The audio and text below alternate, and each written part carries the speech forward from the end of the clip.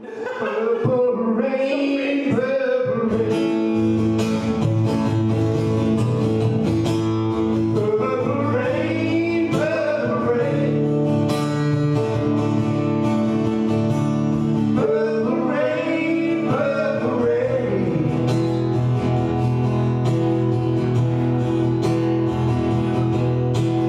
Only wanna see you laughing in the purple rain. I don't wanna be a kind of I'm Brian McAllister. I'm the current, I'm not sure what the right word is, curator of the Barrel. I've been here since 2017, third family to run the Barrel. Originally it was Ryan Bernard, and he had this place as a cider shed. In fact, we're currently sitting in that shed. Then it was John T, and currently it's me. purple rain, purple rain.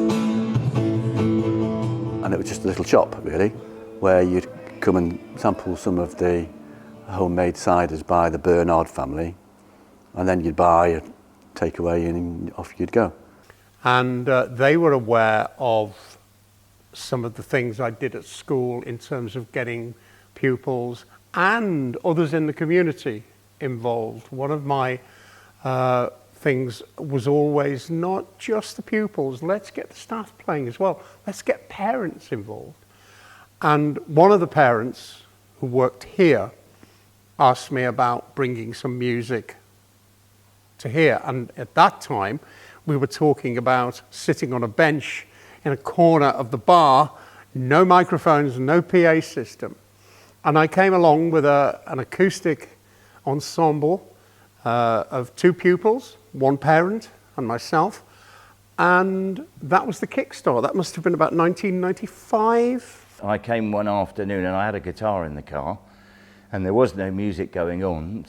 And Ryan said, "Oh, I hear you're a musician. Have you got an instrument?" I said, "Yes, I've got a guitar."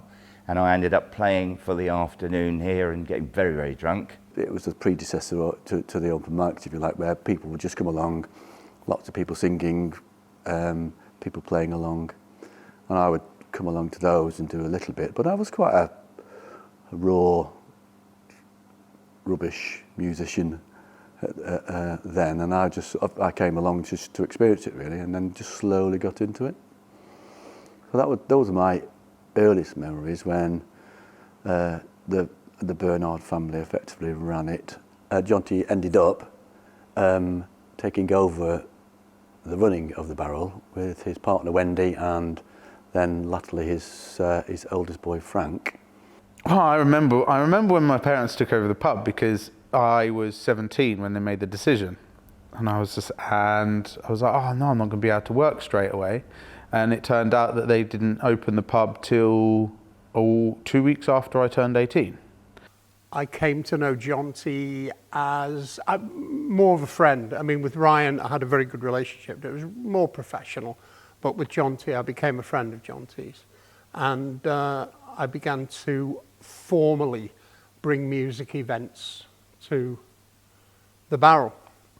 Perhaps a concert we'd done at school, I would do a scaled down version of it here. It was always going to be a music pub, but it changed in the sense that it was going to be more like the music that Dad enjoyed to do. I don't know, I can't remember exactly when he did open mic, but it was always going to happen. The Upper Yard Fair started under the management of John T and Wendy, and they had an idea of having a traditional village fete.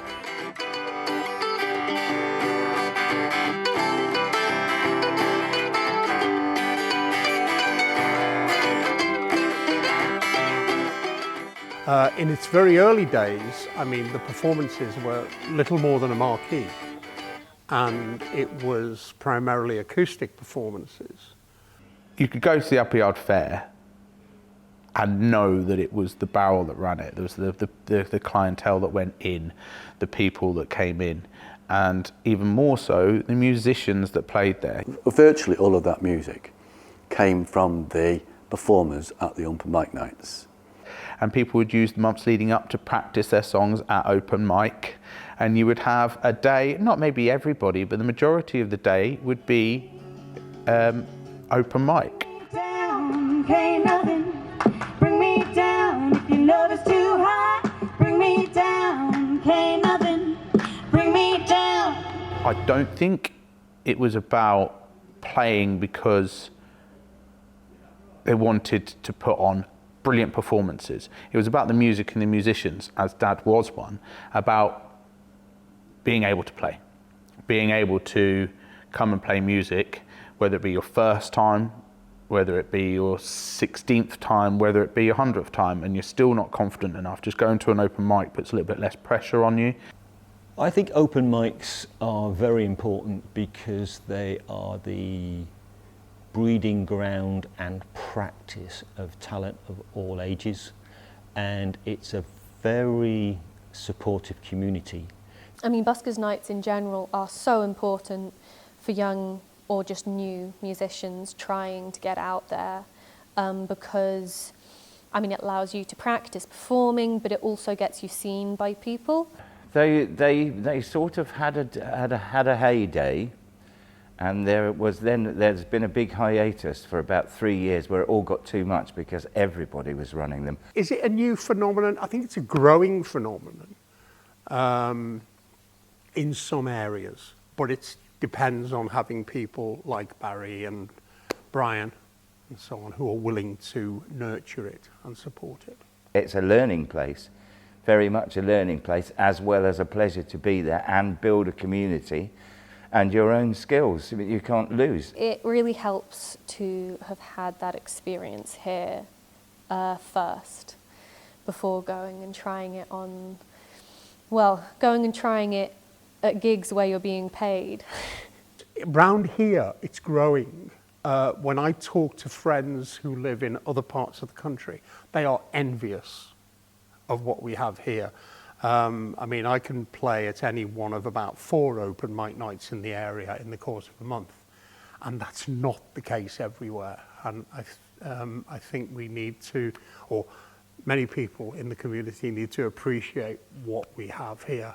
Of course, when I first played at the Barrel, it was in the main pub bit, and I mean, that was fantastic as well, but coming in here and having like an actual stage to perform on and having like an actual audience sat here to listen to performers play is just, it's not something I had like regular or easy access to before the Barrel, and it is extremely unique for having this kind of setting.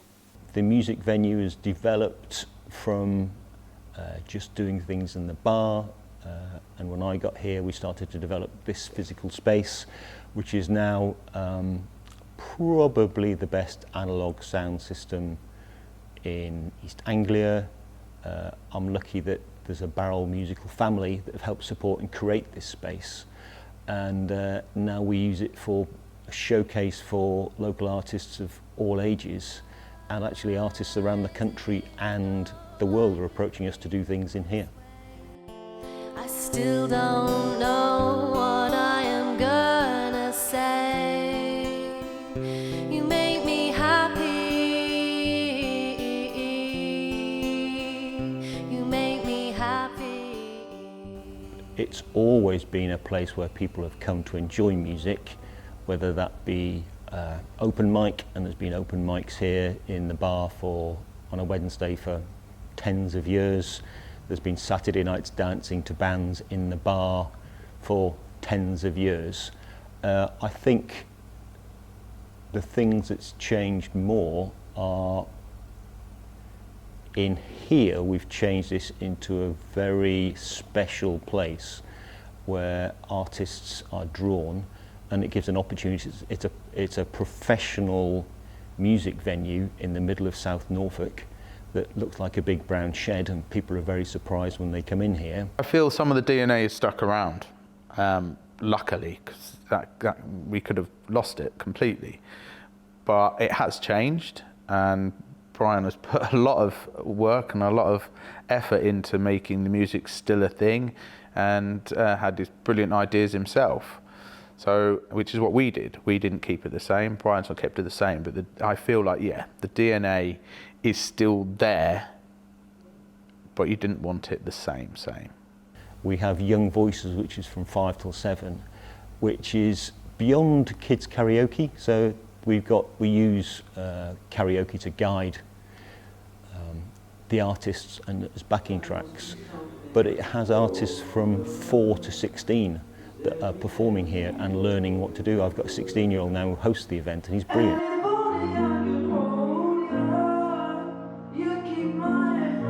He sets up the mics, he's guides the younger ones how to use the tablet to do the backing tracks, and he's working so that he'll be singing with someone in a musical theatre style in here very soon, so he can use the videos from here to promote it. So it's a platform for youngsters.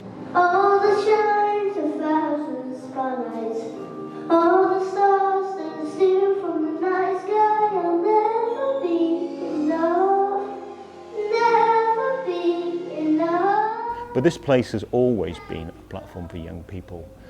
My daughter Neve started singing here when she was 13. Hugh Lynch supported generations of young people in music for the last 10-15 years, and he's continued to do that.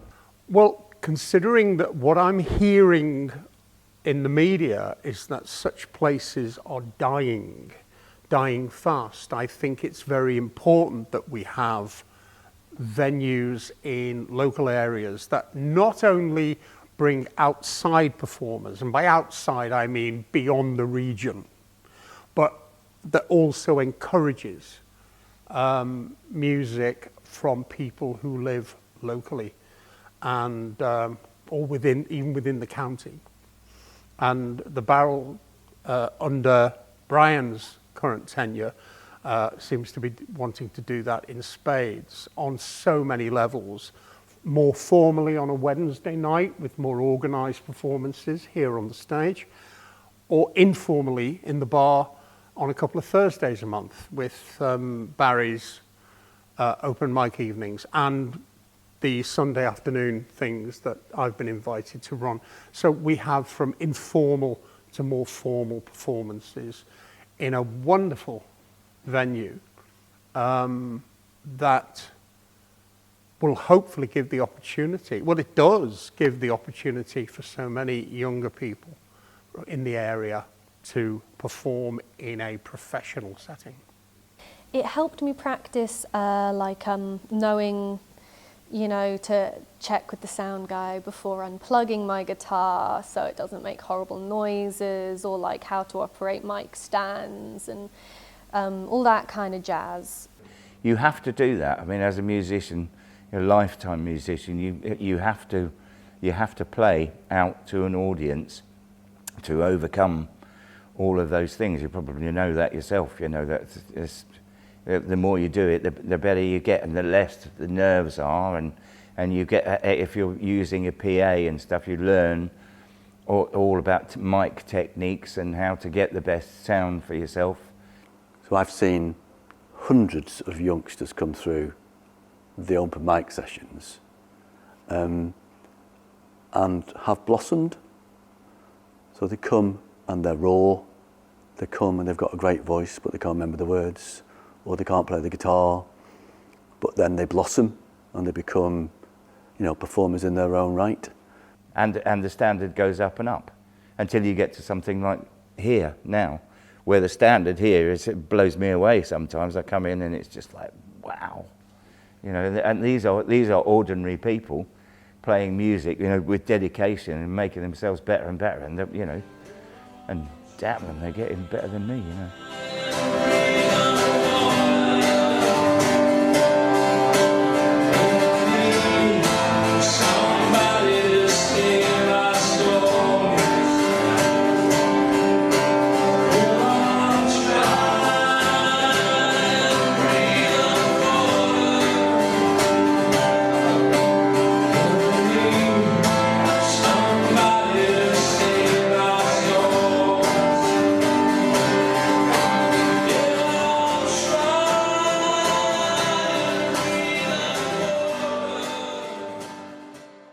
I was running 2 buskers, one in the Hoxton Swan and one at the Pulham Falcon, and I'd only just started at the Falcon, and then of course the COVID just wiped it, you know, and we all lost 2 years of our life. Over lockdown, it was incredibly important to me because it was the only place that I could still perform, because the Barrel started doing online sessions. So the Barrel Sessions was a product of lockdown, where we took open mic, and James Veer and I started to work a way that we could create something that continued on a Wednesday to connect people, but through social media. So we're using videos, and artists, rather than coming to sing in the bar, were singing in their homes, in their kitchens, in their baths, and we were coordinating that so it went out as a single stream, and using video carefully to get to a new audience, and that was we got international audience through that.